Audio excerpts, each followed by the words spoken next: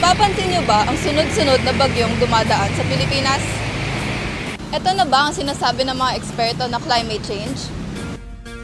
Ngayong 2024, matinding pagbaha na ang nararanasan natin. Ngunit, sapat na ba ang mga aksyong ginagawa ng ating mga opisyal? Ayon sa Pag-asa, ang Pilipinas ay prone talaga sa mga tropical cyclones dahil sa geographical location neto. Nasa mahigit 20 na tropical cyclones ang pumapasok sa Philippine Area of Responsibility kada taon, kaya naman pinaghahandaan ito ng mga bayan.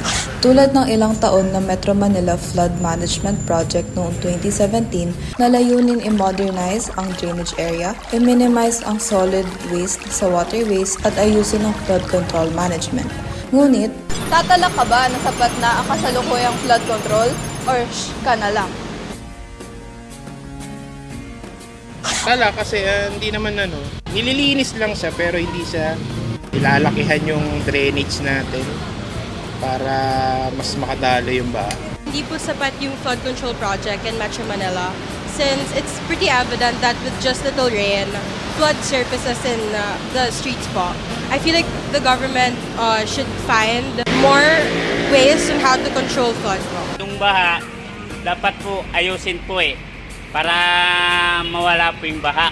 Tulad ng mga estudyante, naapektuhan sila, hindi sila nakakapasok. Kaya dapat po ayusin natin kung magagawa natin ng paraan. Pili ko po ay gawa nung past na bagyo. Sobrang taas ng baha dito.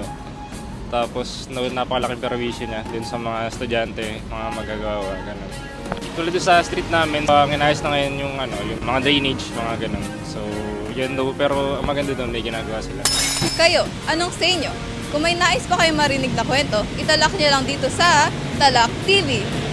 Halina't talakayin ng mga saloobin at kwento dito sa Talak TV, ang talakayang malaman.